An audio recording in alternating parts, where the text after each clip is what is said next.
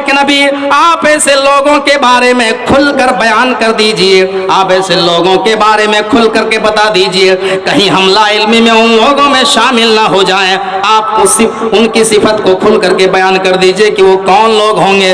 अल्लाह के नबी ने फरमाया, ऐ सौबान, वो तुम्हारे ही लोग होंगे, वो तुम्हारे ही जिन्स से होंगे, वो तुम्हारे कबीले और खानदान के लोग हुआ करेंगे। जिस तरीके से तुम रात में उठ करके अल्लाह रब्बुल आलमीन की इबादत करते हो, वो लोग भी रात में उठ करके अल्लाह रब्बुल आलमीन की इबादत करने वाले लोग होंगे। लेकिन ऐ सौबान, वलाकिन्नहुम अक़वामुन इज़ा खलौ बिमहारिमिल्लाहि इंतहकुहा।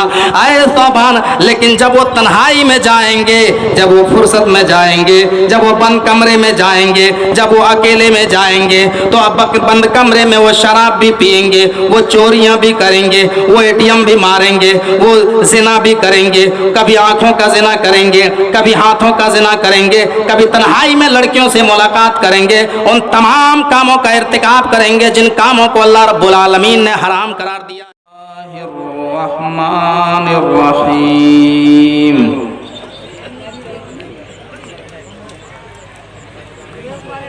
वमा खलक़तुल जिन्न वल इंसा इल्ला लियअबुदून।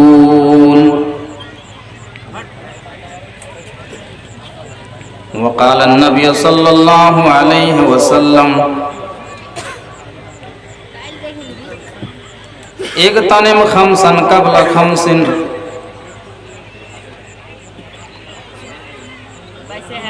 शबाबक क़ब्ल हरमिक, वसिहतक क़ब्ल सकमिक, वगिनाक क़ब्ल फ़क़रिक, वफ़रागक क़ब्ल शुग़लिक, वहयातक क़ब्ल मौतिक। रब्बिश्रह ली सदरी वयस्सिर ली अमरी वहलुल उक़दतम मिन लिसानी यफ़क़हू क़ौली। अल्लाहुम्मा रब्बि ज़िदनी इल्मा। आमीन। स्टेज पर जलवा अफ़रोज़ मुअज़्ज़ज़ उलमाए किराम, कुर्ब व जवार से तशरीफ़ लाए हुए मुअज़्ज़ज़ सामीन हज़रात,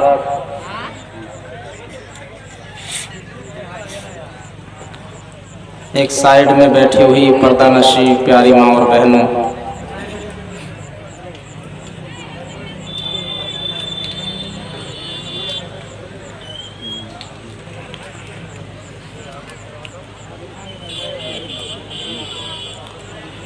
मेरे भाइयों, सबसे पहले हर किस्म की तारीफ़ व तौसीफ़ उस अल्लाह रब्बुल आलमीन के लिए लायक व ज़ेबा है, जिन्होंने हम और आपको किताब व सुन्नत की बातों को सुनने के लिए यहाँ जमा होने का मौका नसीब फरमाया। हम अल्लाह रब्बुल आलमीन से दुआ करते हैं कि बारिला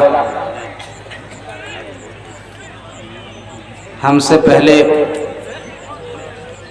जितने भी मुक़र्रिरीन ने खिताब किया है,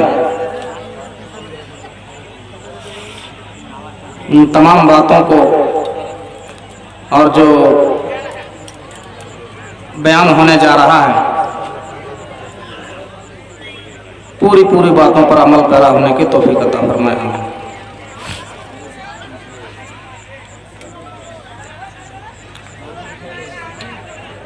इस एरिए में मेरा ये पहला प्रोग्राम है।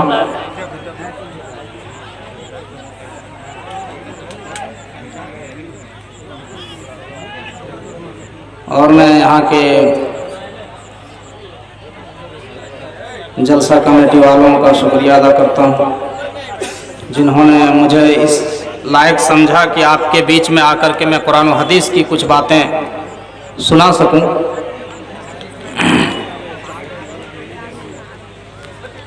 आज हम जिस टॉपिक के ऊपर चर्चा करेंगे वो है इस्लामी जिंदगी में वक्त की अहमियत,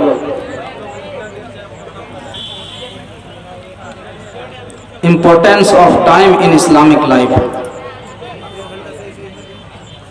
कि हमारी इस्लामी जिंदगी में वक्त की अहमियत क्या है।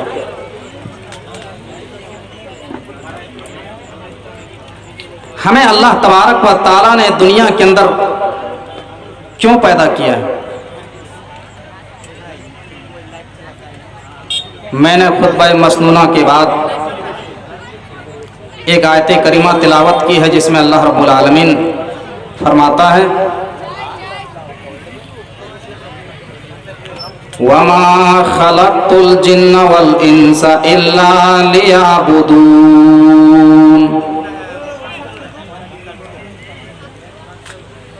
हमने जिन्नों और इंसानों को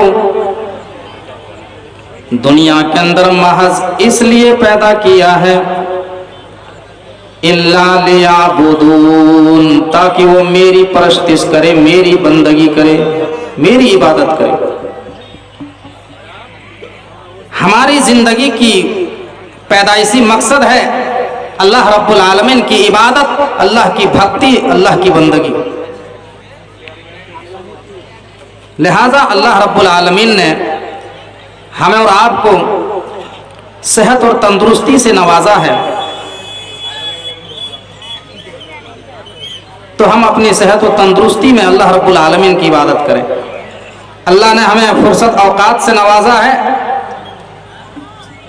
तो इस नेमत की हम भरपूर फायदा उठाएं। अल्लाह ने ये जो हमें और आपको जिंदगी अता की है, इस जिंदगी का हम फायदा उठाएं।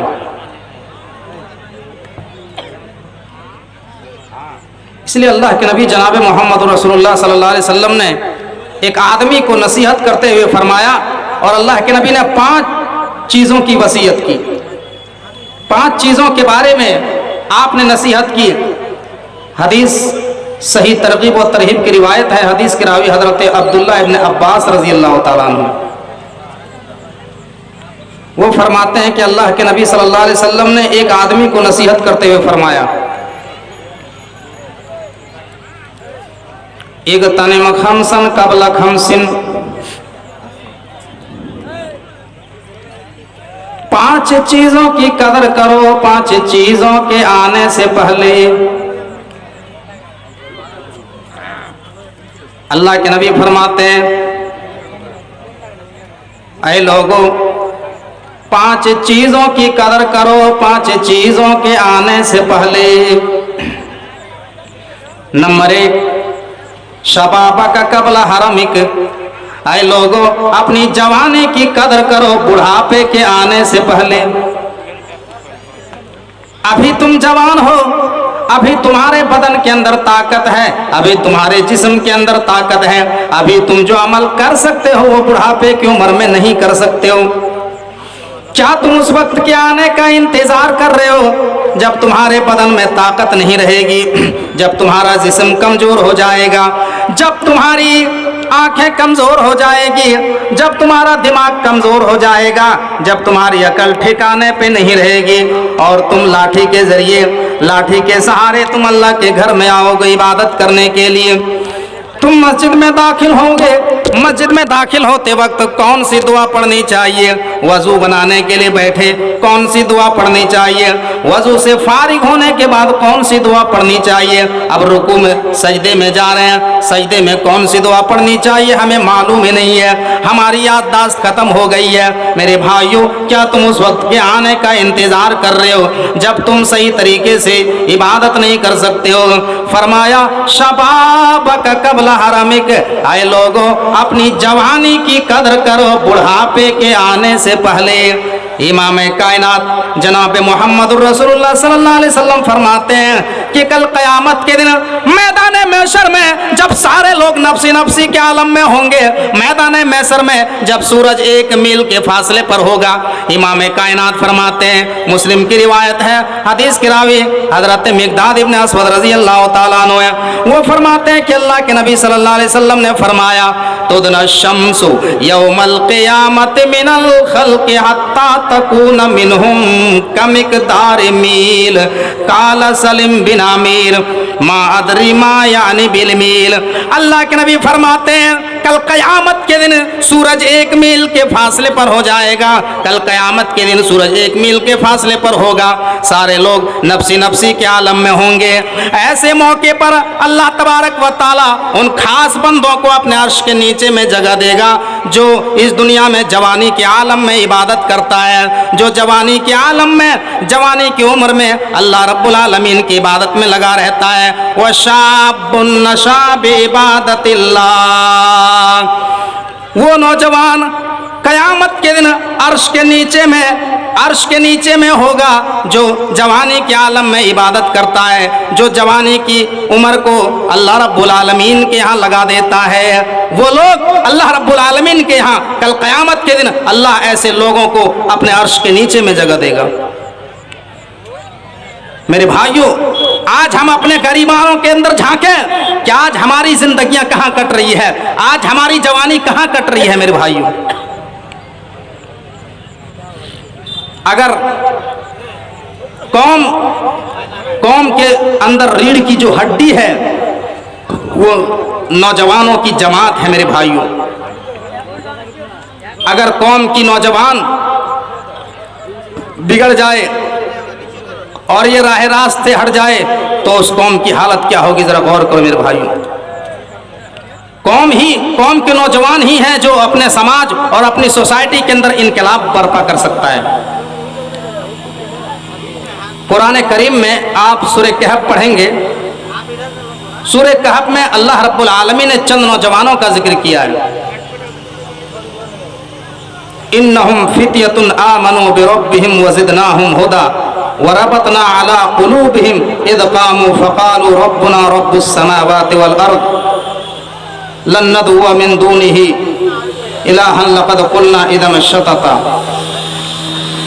अल्लाह रब्बुल आलमीन गार वाले का वाक़या बयान करता कि ये चंद नौजवान थे जिन्होंने बादशाह वक्त के सामने तौहीद की आवाज़ को बुलंद किया, बादशाह वक्त के सामने आंखों में आंखें डाल करके तौहीद का प्रचार किया, तौहीद की आवाज़ को बुलंद किया। मेरे भाइयों,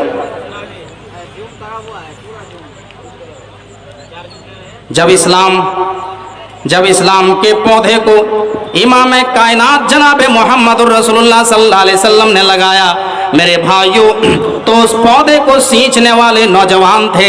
हजरत अली रजी अल्लाह ताला अन्हु नौजवान थे, हजरत उमर फारूक नौजवान थे, हजरत अबू बकर सिद्दीक रजी अल्लाह ताला अन्हु नौजवान थे, हजरत उस्मान गनी रजी अल्लाह ताला अन्हु नौजवान और जवान थे। इन्होंने इस्लाम के पौधे को सींचा, इस्लाम को तरक्की दी। मेरे भाइयों, जरा गौर कीजिए, इस्लाम को अगर तरक्की दिया है तो नौजवानों ने तरक्की दिया है। तारीख की किताबों को आप पढ़िए, तारीख की आज हमारे मुल्क हिंदुस्तान में जो इस्लाम फैला है, हमारे मुल्क हिंदुस्तान में जो इस्लाम फैला है वो भी एक नौजवानों का बहुत बड़ा रोल रहा है। मोहम्मद बिन कासिम जो 17 साल की उम्र में जिन्होंने इस्लाम का डंका हिंदुस्तान के अंदर बजा दिया, मेरे भाइयों, वो 17 साल के नौजवान थे। आज हमारे माहौल में हमारे समाज और सोसाइटी का जायजा लीजिए। हमारे समाज और सोसाइटी में 17-18 साल के नौजवान क्या करते हैं? उनको बीड़ी पीने में फुर्सत नहीं है, सिगरेट फूंकने में फुर्सत नहीं है, शराब पीने में फुर्सत नहीं है। रात के 12 बजे रात तक और 1-1 बजे रात तक मैदान में बैठ करके गैर महरम लड़कियों से चैटिंग करने की फुर्सत नहीं है। मेरे भाइयों, वो दीन को क्या प्रचार करेंगे? वो तौहीद की दावत लोगों में क्या फैलाएंगे? जरा गौर कीजिए मेरे भाइयों, इस्लाम जो दुनिया के कोने कोने में पहुंचा है तो नौजवानों का बहुत बड़ा रोल रहा है। उंदलुस को जिन्होंने फतह किया, तारिक बिन ज़ियाद ने जब उंदलुस को फतह किया तो उंदलुस के अंदर, स्पेन के अंदर 850 साल तक इस्लामी हुकूमत रही, 850 साल तक मेरे भाइयों। लेकिन जब वो अमल से दूर हो गए, जब कुरान और हदीस की दावत से दूर हो गए, जब उन्होंने अपनी पैदाइश के मकसद को नहीं समझा, तो आज मेरे भाइयों उंदलुस के अंदर ना इस्लाम है, ना वहाँ जो है मदरसे हैं, सारे जो है मदरसे खत्म हो गए, दीन वहाँ से मिट गया, इस्लाम मगलूब हो गया। जरा गौर कीजिए मेरे भाइयों, जहाँ 850 साल तक इस्लामी हुकूमत रही, आज वहाँ इस्लामी हुकूमत नहीं है, आज वहाँ कुछ नहीं है मेरे भाइयों। ये क्यों? इसलिए कि हमारे कौम के नौजवान, अब हमारे कौम के नौजवान राह रास्ते हट गए और ये कौम के नौजवान गलत रास्ते में मुब्तला हो गए, गलत रास्ते में शिकार हो गए, जिसकी वजह से ये कौम आज पूरी दुनिया में जलील और रुसवा है, दर दर की ठोकरें ये कौम खा रही है। तो अल्लाह के नबी फरमाते हैं, शबाबा का कबला हरामे के, ऐ लोगों अपनी जवानी की कदर करो बुढ़ापे के आने से पहले। जवानी की इबादत अल्लाह रब्बुल आलमीन को ज़्यादा पसंद है। नंबर 2, उसके बाद अल्लाह के नबी फरमाते हैं, वसिहत का कबला सकमे के, ऐ लोगों अपनी सेहत की कदर करो बीमारी के आने से पहले। अभी तुम जवान हो, अभी तुम सेहतमंद हो, अभी तुम हट्टे कट्टे हो, तुम्हारे बदन में कोई बीमारी नहीं है, अभी तुम जो अमल कर सकते हो वो बीमारी क्या हालत में नहीं कर सकते हो। क्या तुम उस वक्त के आने का इंतजार कर रहे हो जब तुम बीमार हो जाओगे, जब तुम कैंसर की बीमारी में मुब्तला हो जाओगे और तुम चारपाई में पड़े रहोगे, जब तुम टीबी की बीमारी में मुब्तला होकर के चारपाई में पड़े रहोगे, तुम इबादत नहीं कर सकते हो, तुम सिर्फ मलाल करोगे, अफसोस करोगे। मेरे प्यारे साथियों जरा गौर कीजिए, या फिर तुम्हारा कहीं हादसे में तुम्हारा एक्सीडेंट हो जाएगा, तुम्हारा पैर टूट जाएगा और तुम्हारे पैर में प्लास्टर चढ़ा रहेगा और तुम अपने बिस्तर में सोए हुए रहोगे, और जब लोग आज़ान की आवाज़ सुनकर के मस्जिद की तरफ जाएंगे तो इंसान रोएगा कि काश मेरा पैर सही होता, मेरी तबीयत सही होती, तो मैं भी अल्लाह रब्बुल आलमीन की बारगाह में जा करके इबादत करता, मैं भी नमाजें पढ़ता, मैं भी रोजे रखता, मैं भी क़यामुल लैल करता। इंसान अफसोस करेगा, लेकिन वो पछताने से इंसान को कोई नफा पहुंचने वाला नहीं है। मेरे भाइयों, आज कितने ऐसे लोग हैं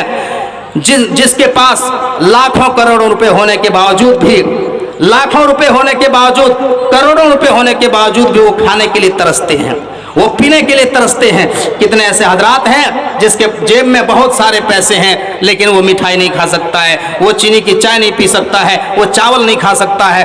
क्या है? वो शुगर के पेशेंट हैं, उसको फला बीमारी है, चाह करके भी इंसान नहीं खा पाता है, चाह करके भी इंसान तड़पता है। मेरे भाइयों, तो क्या तुम उस वक्त के आने का इंतजार कर रहे हो?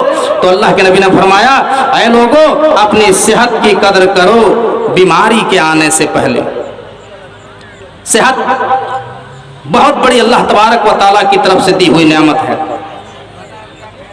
नंबर 3, अल्लाह के नबी फरमाते हैं, वगिना का कबला फकरिक, आए लोगों अपनी अमीरी की कदर करो गरीबी के आने से पहले।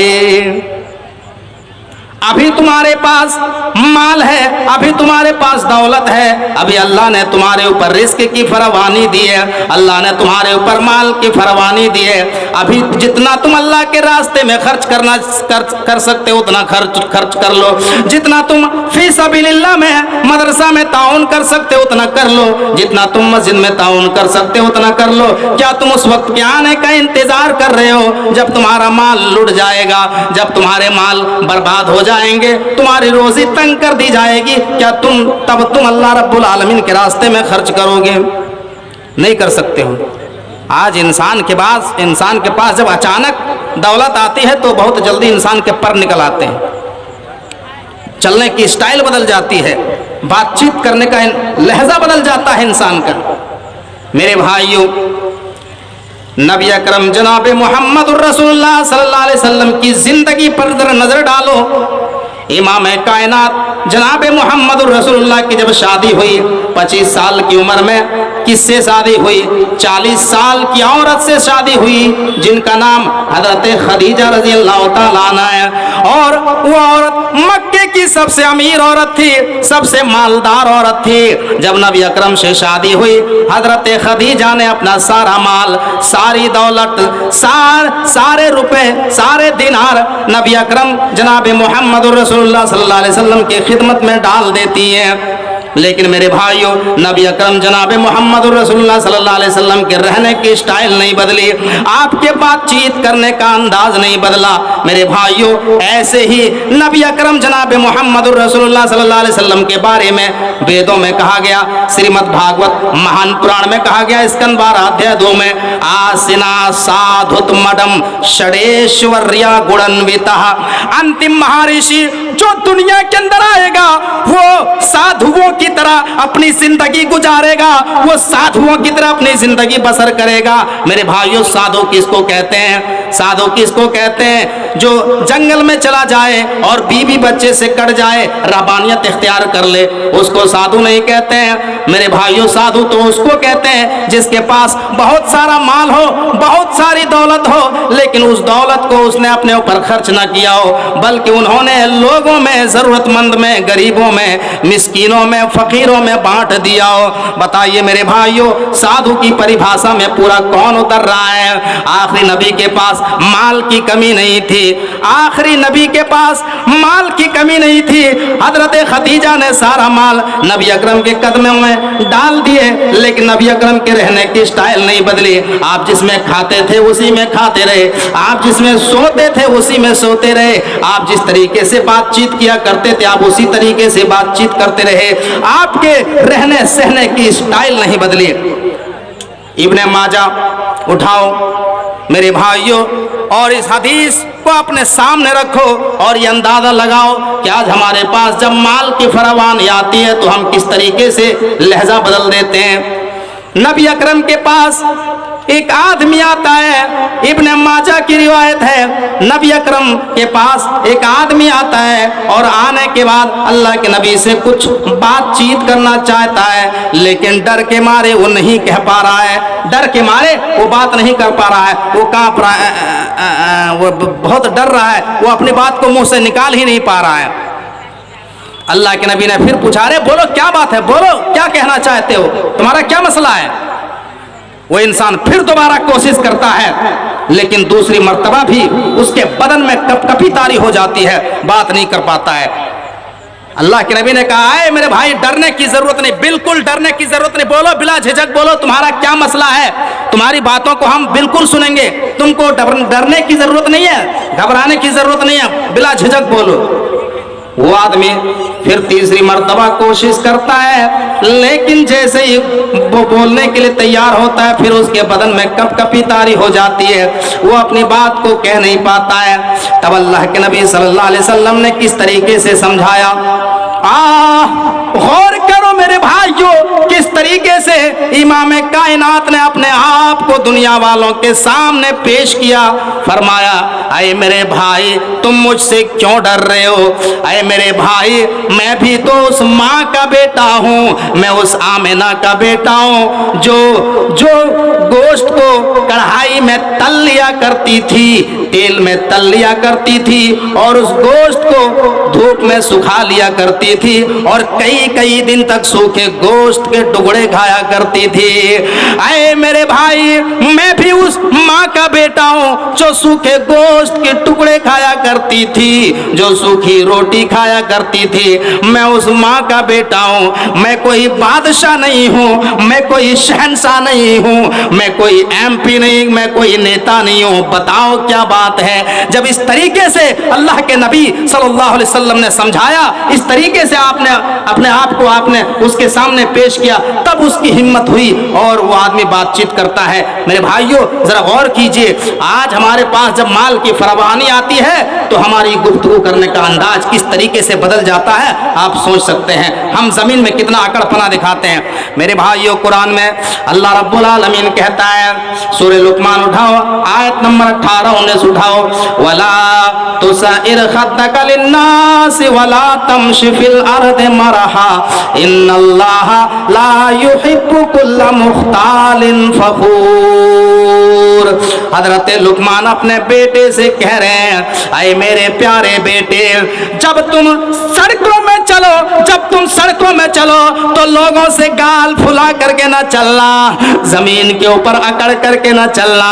बेशक अल्लाह तबारक व तआला तकब्बुर करने वाले को पसंद नहीं करता है। इन्नल्लाह ला युहिब्बु कुल्ला मुख्तालिन फखूर, अल्लाह तकब्बुर करने वाले को पसंद नहीं करता है। मेरे भाइयों, जरा गौर कीजिए, अल्लाह रब्बुल आलमीन ने अगर आपको माल की फरमानी दी है, अगर आपको रिस्क अता किया है, अगर आपको बहुत ज्यादा माल अता किया है, तो ये आप मत सोचो कि ये हमारा बपोती है। मेरे भाइयों, अल्लाह तबारक व तआला तुम्हें आजमाना चाहता है, अल्लाह तुम्हारा इम्तिहान लेना चाहता है। आज से तकरीबन 15-20 साल पहले एटीएम का ज़माना नहीं था, पासबुक खाते का ज़माना नहीं था।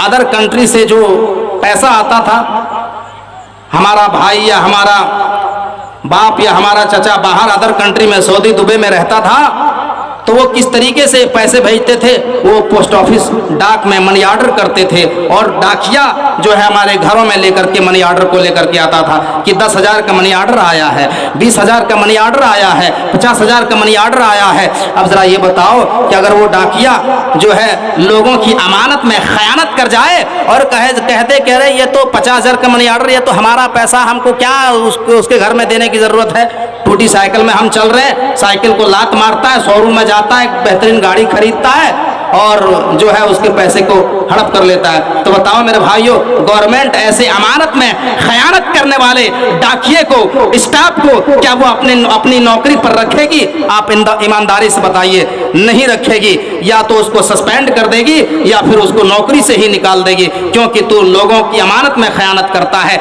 ऐसे ही अल्लाह तबारक व तआला ने अगर तुम्हें माल की फरावानी दी है, अगर तुम्हें रिस्क दिया है, तो अल्लाह तुम्हें आजमाना चाहता है। अल्लाह तुम्हें एक पोस्टमैन की हैसियत से दुनिया में भेजा है। ये अल्लाह देखता है कि तुम्हारे बगल में कौन परेशान हाल है, कौन किसके घर में चूल्हा जला या नहीं जला है, कौन परेशान हाल है। ईद के मौसम में, ईद के टाइम में किसके घर में कपड़ा आया या नहीं आया, सेवई के डब्बे उसके घर में आया कि नहीं आया, तुम्हें पता लगा करके उसके घर में कपड़े पहुंचाना पड़ेगा, सेवई के डब्बे पहुंचाना पड़ेगा। उनकी परेशानी हाल में आपको साथ देना पड़ेगा, आपको हेल्प करना पड़ेगा, तब आप कामयाब हैं। नहीं तो मेरे भाइयों, अल्लाह अगर माल को देना जानता है तो छीनना जानता है। तो आप यही बात अल्लाह के नबी कह रहे हैं, वगिना का कबला फकरिक, आए लोगों अपनी अमीरी की कदर करो गरीबी के आने से पहले। आप अल्लाह का शुक्र अदा करें कि अल्लाह ने आपको माल अता किया है। अभी आप जितना अल्लाह के रास्ते में खर्च करना चाहें आप खर्च कर लें, वरना आपका माल जब लुट जाएगा किसी हादसे में, अल्लाह किसी भी तरीके से माल को बर्बाद कर सकता है। मेरे भाइयों, अभी आपने देखा किस तरीके से इजराइल फलस्तीन के ऊपर जुल्म कर रहा है, किस तरीके से बड़ी बड़ी बिल्डिंगों को तबाह कर रहा है, बड़े बड़े सरमायादार लोगों की बिल्डिंगों को, उनके घरों को नेस्तनाबूद कर दिया जा रहा है, उनके छोटे छोटे बच्चे मारे जा रहे हैं, उनके सारे माल, सारी दौलत जमीन में मिल गई। मेरे प्यारे साथियों, हालात कब बदल जाए कोई नहीं कह सकता है, हालात कब चेंज हो जाए कोई कुछ नहीं कहा जा सकता है। इसलिए अल्लाह तबारक व तआला ने तुम्हें जिस हाल में अभी रखा है, अल्लाह ने तुम्हें माल दिया है, तुम्हें दौलत अता किया है, तो तुम अल्लाह रब्बुल आलमीन के रास्ते में खर्च कर लो, वरना अल्लाह तबारक व तआला की तरफ से ये बहुत बड़ी आजमाइश है, ये बहुत बड़ा इम्तिहान है मेरे भाइयों। इसलिए अल्लाह ने कुरान में कहा है कि तुम्हारा माल तुम्हारे लिए आजमाइश है, तुम्हारे लिए फितना है। या अय्युहल्लज़ीना आमनू ला तुल्हिकुम अमवालुकुम वला औलादुकुम अन ज़िक्रिल्लाह। वमन यफअल ज़ालिका फउलाइका हुमुल खासिरून। ईमान वालों, कहीं तुम्हारा माल और तुम्हारी औलाद तुम्हें अल्लाह के जिक्र से, अल्लाह की भक्ति से, अल्लाह की इबादत से दूर न कर दे। और इतना याद रखना, जो लोग इस दुनिया में माल हासिल करने के चक्कर में, जो लोग इस दुनिया में रोजी कमाने के चक्कर में हलाल और हराम में फर्क नहीं करते हैं, नमाज की पाबंदी नहीं करते हैं, रोजे की पाबंदी नहीं करते हैं, अल्लाह के रास्ते में माल को खर्च नहीं करते हैं, दुनिया में जो है गलत तरीके से रिस्क हासिल करते हैं और अल्लाह की इबादत से दूर हो जाते हैं, कुरान से दूर हो जाते हैं, तो ऐसे ही लोगों के बारे में अल्लाह कहता है वमन यफअल ज़ालिका फउलाइका हुमुल खासिरून। तो यही लोग कल कयामत के दिन खसारा उठाने वालों में से होंगे, यही लोग कल कयामत के दिन नुकसान उठाने वालों में से हो जाएंगे। और एक जगह अल्लाह ने कुरान में कहा इन्नमा अमवालुकुम व औलादुकुम फितना, तुम्हारा माल और तुम्हारी औलाद तुम्हारे लिए आजमाइश है। मेरे भाइयों, तो माल बहुत बड़ी आजमाइश है, बहुत बड़ा फितना है। अल्लाह तबारक व तआला ने अगर तुम्हें माल दिया है तो उसको सही तरीके से इस्तेमाल करें, उसका दुरुपयोग न करें, वरना अल्लाह तबारक व तआला हालात कब बदल दे कोई कह नहीं सकता है, कोई गुमान नहीं कर सकता मेरे भाइयों। इसलिए अल्लाह के नबी फरमाते हैं वगिना का कबला फक्रिक, ऐ लोगों अपनी अमीरी की कदर करो गरीबी के आने से पहले। तीन चीजें हो गई।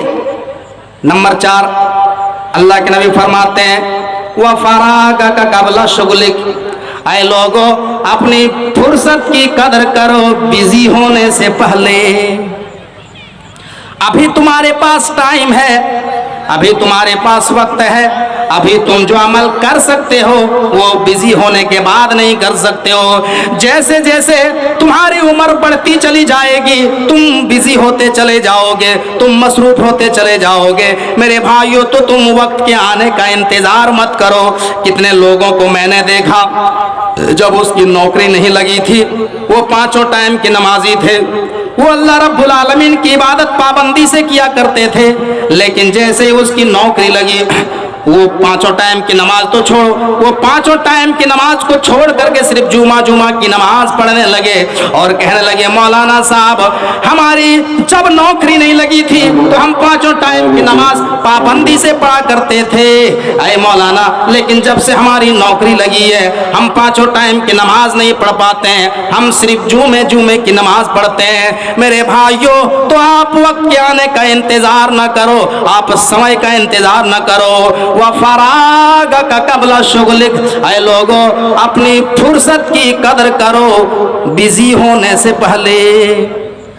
मोहतरम आप लोग इधर उधर मुंतशिर ना हो। आज आप लोगों ने जो भी इश्तिहार में नाम देखा है जिन उलमाए किराम का तमाम के तमाम मौजूद है, इनके बाद जो है अभी अब्दुल रहमान मिराजी साहब जो आएंगे जो दिलावर हुसैन का नकल करते हैं वो है। उसके बाद जो है मौलाना अब्दुल गफ्फार साहब तरफी बनारस से जो आए हुए हैं वो भी मौजूद है। तो आप लोग इधर उधर मुंतशिर ना हो और ये ख्याल ना करें कि कोई नहीं है, ऐसी कोई बात नहीं है। इस वजह से आप लोगों से गुजारिश है कि आप लोग मौलाना अब्दुल गफ्फार साहब तरफी को सुन करके ही जाएंगे। मेरे भाइयों, आज हमारे नौजवानों का फुर्सत टाइम कहाँ कट रहा है। फुर्सत में जो वक्त उनको मिलता है, फुर्सत में नौजवान तन्हाई में खाली गुनाह ही करने के बारे में सोचते हैं, सिर्फ गुनाह ही करते हैं तन्हाई में। तन्हाई में देखो गैर महरम लड़कियों से चैटिंग करते हैं, इंस्टाग्राम में चैटिंग करते हैं, शराब पीते हैं, चोरियां करते हैं, ये सब काम तन्हाई में करते हैं फुर्सत वक्त में। एक हदीस इब्ने माजा की है, ये हदीस मैं आपके सामने पढ़ता हूँ। हदीस के रावी हैं हजरत सौबान रजी अल्लाह ताला अन्हु। अल्लाह के नबी फरमाते हैं लाअलमन्नाक़वामन मिन उम्मती यातूना यौमल क़ियामत बिहसनातिन अमसाल जिबाल तिहामा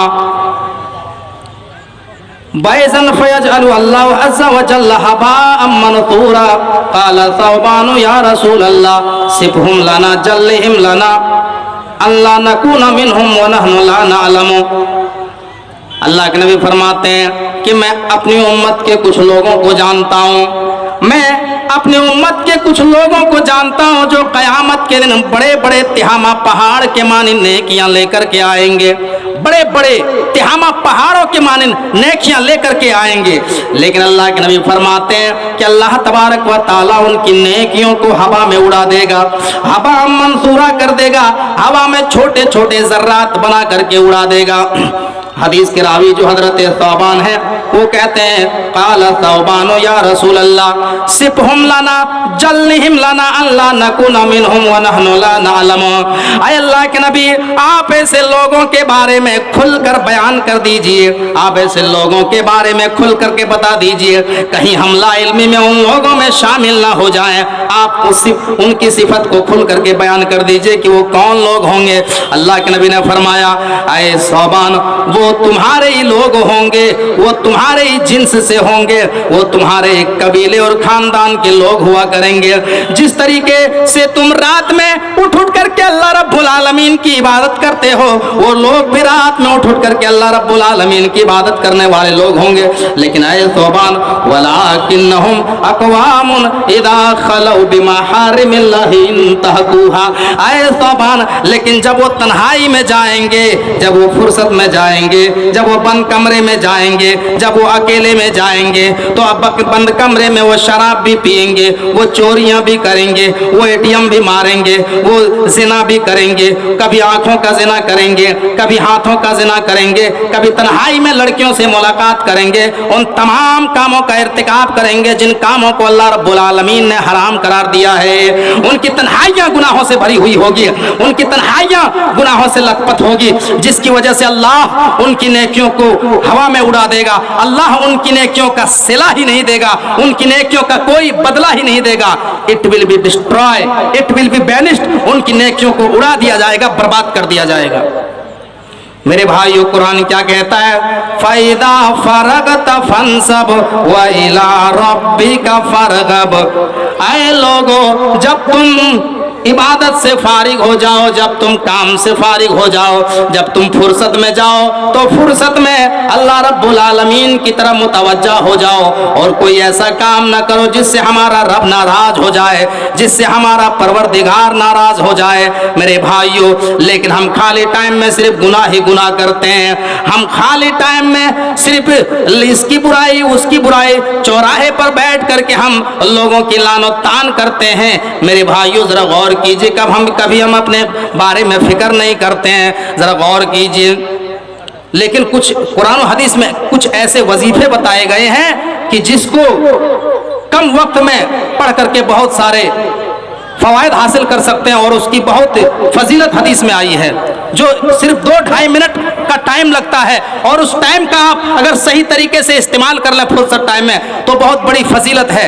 मेरे भाइयों अल्लाह के नबी फरमाते हैं, बुखारी की रिवायत है, मन काला सुबहान अल्लाह व बिहम्दिही फी यौमिन मियता मर्रा हुत्तत अन्हु खतायाहु व इन कानत मिस्ल ज़बदिल बहर।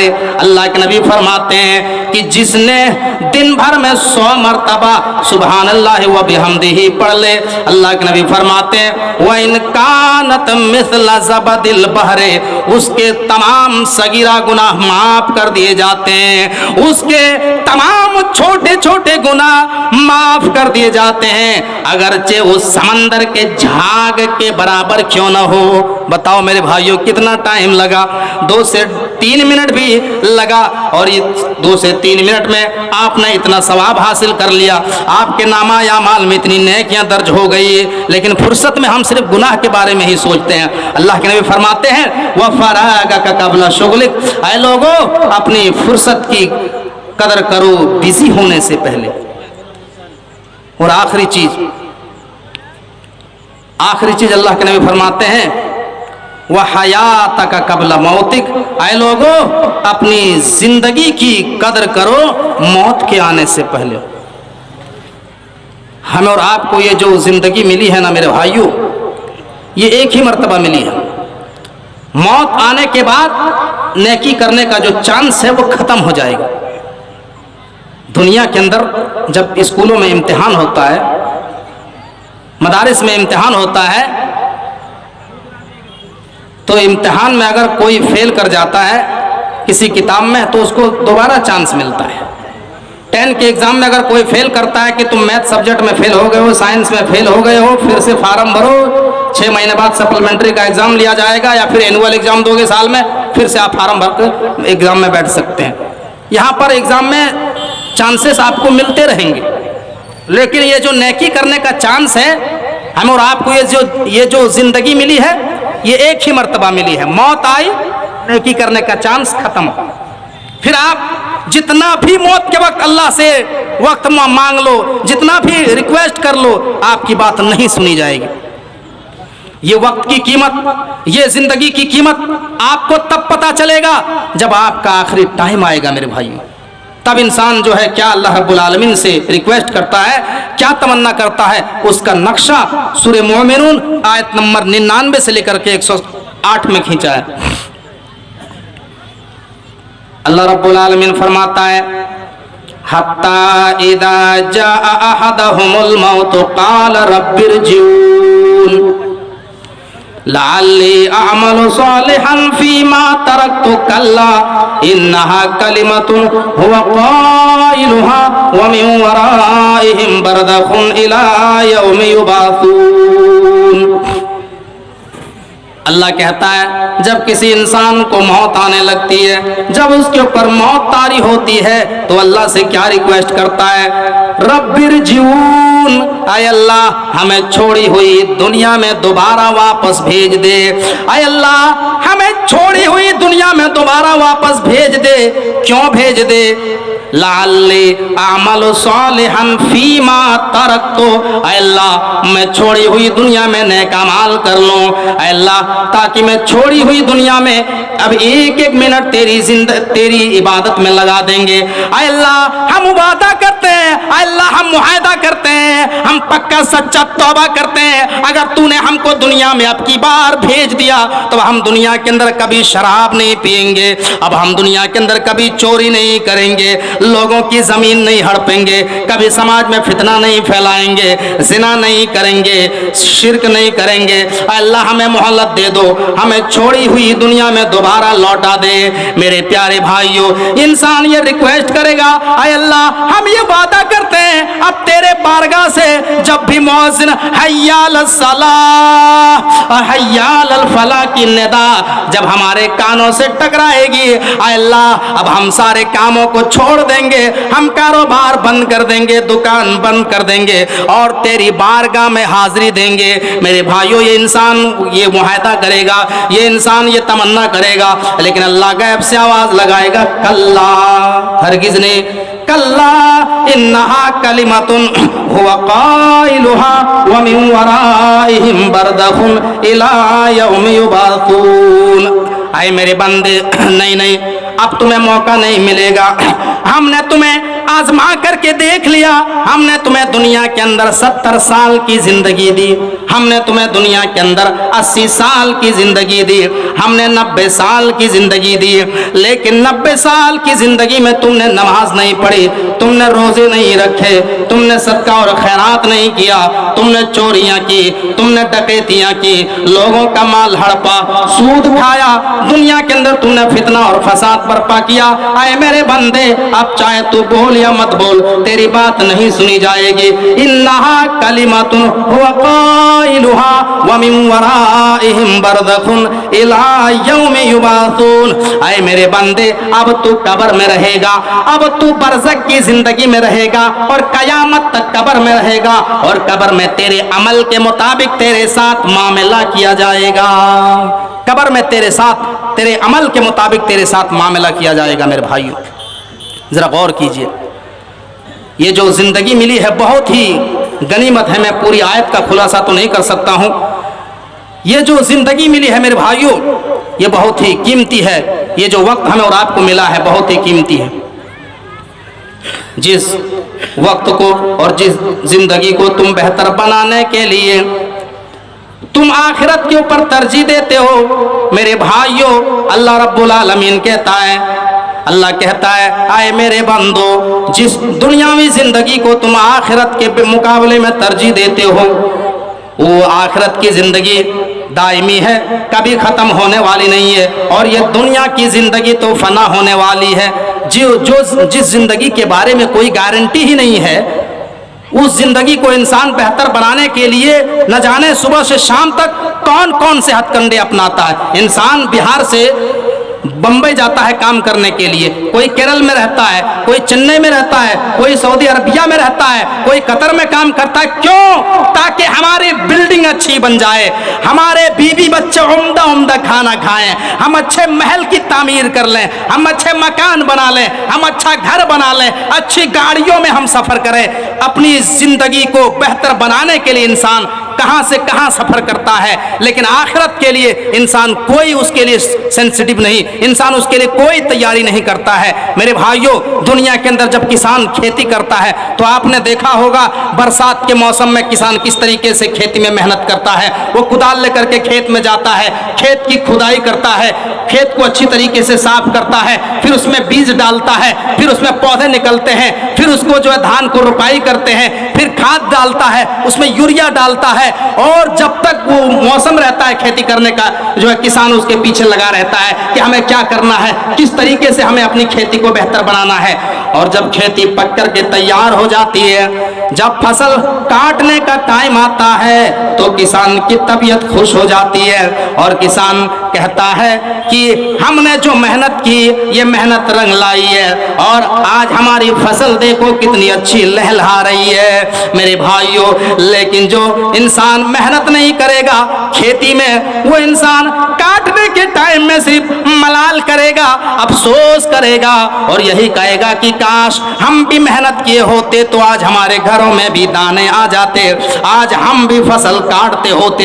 यही कैफियत होगी कयामत के दिन। मेरे भाइयों, जो लोग दुनिया में वक्त की कदर नहीं करते हैं, जिंदगी की कदर नहीं करते हैं, कल कयामत के दिन जब अल्लाह रब्बुल आलमीन के सामने, अल्लाह रब्बुल आलमीन की अदालत में जब पेश किया जाएगा, लोगों को जब अल्लाह के सामने खड़ा किए जाएंगे तो मुजरिमीन की कैफियत क्या होगी? जिन्होंने वक्त को नहीं समझा, जिन्होंने जिंदगी की मकसद को नहीं समझा।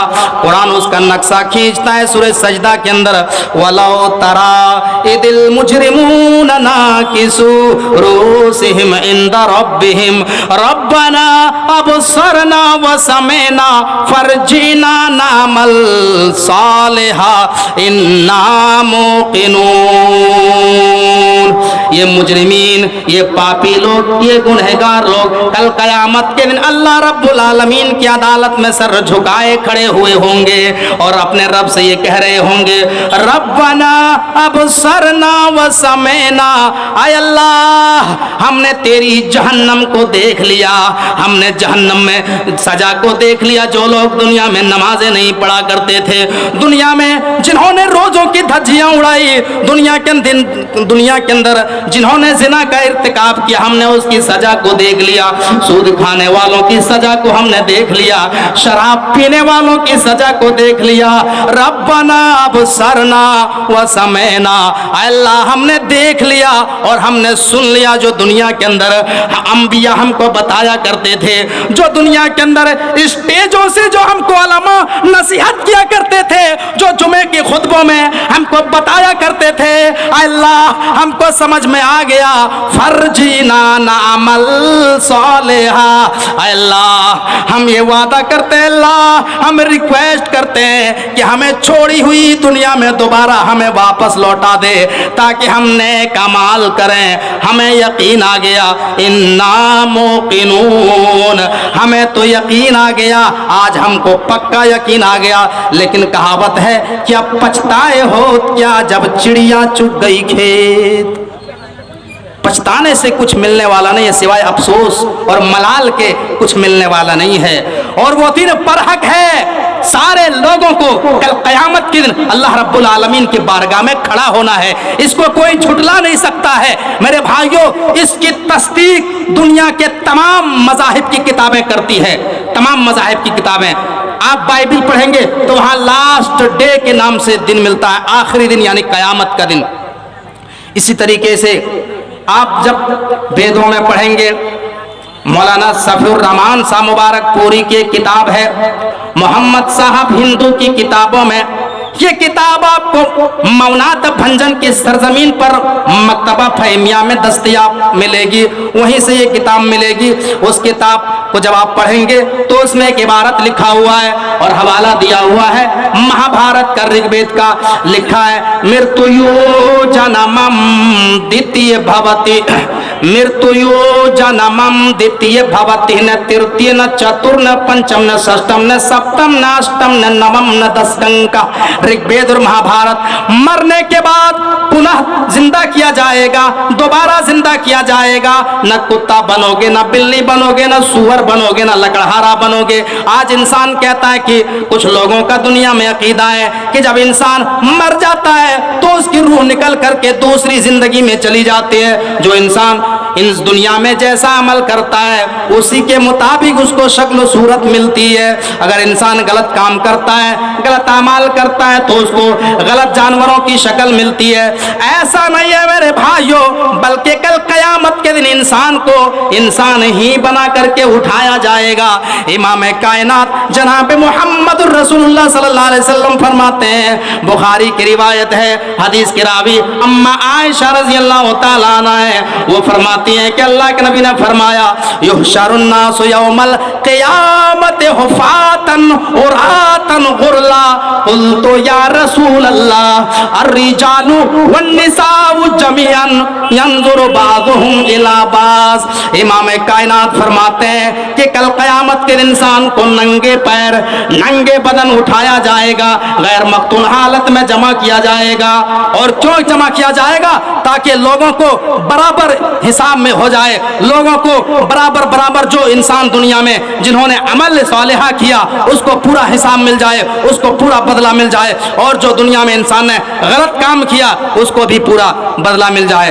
कुरान में अल्लाह रब्बुल आलमीन कहता है वत्तक़ू यौमन तुरजऊन फीही इलल्लाह तुम्मा तुवफ़्फ़ा कुल्लु नफ्सिम मा कसबत व हुम ला युज़लमून। ऐ लोगो उस दिन से डरो, उस दिन से डरो, उस परवरदिगार से डरो जिस दिन तुम अपने परवरदिगार के सामने लौटाए जाओगे। तुम्मा तुवफ़्फ़ा कुल्लु नफ्सिम मा कसबत व हुम ला युज़लमून। और उस दिन हर इंसान को पूरा पूरा बदला मिलेगा, हर इंसान को पूरा पूरा बदला दिया जाएगा। दुनिया में इंसान को पकड़ क्यों नहीं हो रहा है? ये दुनिया की कोई हैसियत नहीं मेरे भाइयों। अल्लाह ने यहाँ छूट दे दिया है, तुम दुनिया में जितना चाहो फसाद फैलाओ, दुनिया में तुम जितना चाहो गुनाह करो, जितना शराब पीना है पी लो, जितना कत्ल गारतगिरी करना है कर लो, लेकिन यहाँ आना है, एक दिन हमारे सामने जवाब देना है और उस दिन पूरा पूरा तुमसे हिसाब लिया जाएगा। मेरे भाइयों आज देख लीजिए किस तरीके से इजराइल फलस्तीन के ऊपर बम बरसा रहा है, निहत्थे मुसलमानों को जुल्म सितम का निशाना बनाया जा रहा है, मस्जिद अक्सा को निशाना बनाया जा रहा है। लेकिन इतना याद रखना, ये यहूदी क्या समझते हैं कि हमें जो है कुछ नहीं होने वाला है, ये दुनिया में तो जुल्म कर लेंगे। अल्लाह कहता है दुनिया में तुम जितना चाहो जुल्म करना है कर लो, जितना चाहो फसाद फैलाना है फैला लो, जितना जो है बम बरसाना है बरसा लो, लेकिन आना तो एक दिन मेरे पास है, एक दिन हम हिसाब लेंगे। मेरे प्यारे साथियों, तो अपनी जिंदगी की कदर कीजिए, वरना कल कयामत के दिन आपको बहुत ही अफसोस करना पड़ेगा, बहुत ही मलाल करना पड़ेगा। जब मुजरिमों को जहन्नम की आग में डाला जाएगा तो मुजरिमीन दुनिया के बारे में सोच सोच करके इतना रोएगा, जिन्होंने वक्त की कदर नहीं की, अपनी जिंदगी की कदर नहीं की। इंसान पिछली जिंदगी को याद करके इतना रोएगा, इतना अफसोस करेगा, इतना मलाल करेगा, उनकी आंखों से इतना आंसू निकलेगा, इतना आंसू निकलेगा। इमाम कायनात फरमाते हैं, मुस्तदरक अल हाकिम की रिवायत है, हदीस की रावी हजरत अब्दुल्लाह इब्न कैस हैं, वो फरमाते हैं कि अल्लाह के नबी ने फरमाया कि कयामत के दिन जहन्नमी जहन्नम में इतना अफसोस और मलाल करेंगे, इतना रोएंगे, इतना आंखों से उनके आंसू निकलेंगे कि उनके आंसुओं के ऊपर अगर कश्तियां चलाई जाए तो कश्तियां चल जाएगी, उनके आंसुओं के ऊपर अगर नाव चलाए जाएंगे तो नाव चल जाएंगे। जरा गौर करो मेरे भाइयों, जिन्होंने दुनिया में वक्त की कदर नहीं की, अपनी जिंदगी की मकसद को नहीं समझा। मेरा वक्त खत्म हो चुका है। आइए हम अल्लाह रब्बुल आलमीन से दुआ करते कि बारे अल्लाह हम तमाम मुसलमानों को नेक अमल करने की तौफीक अता फरमा। अल्लाह हमने एक हदीस की रोशनी में जितनी भी बातें कुरान और सही हदीस की रोशनी में हमने बातें बयान की, अल्लाह तमाम बातों को समझने के साथ साथ पूरी पूरी बातों पर अमल पैरा होने की तौफीक अता फरमा। अल्लाह मुसलमान जहाँ जहाँ परेशान हाल हैं उनकी परेशानियों को दूर फरमा। अल्लाह फलस्तीन के मुसलमानों पर रहम फरमा। अल्लाह फलस्तीन के ऊपर पर इजराइल यहूदी बहुत ज़्यादा जुल्म कर रहे हैं अल्लाह, वहाँ के मासूम बच्चों के ऊपर बम बरसाया जा रहा है अल्लाह।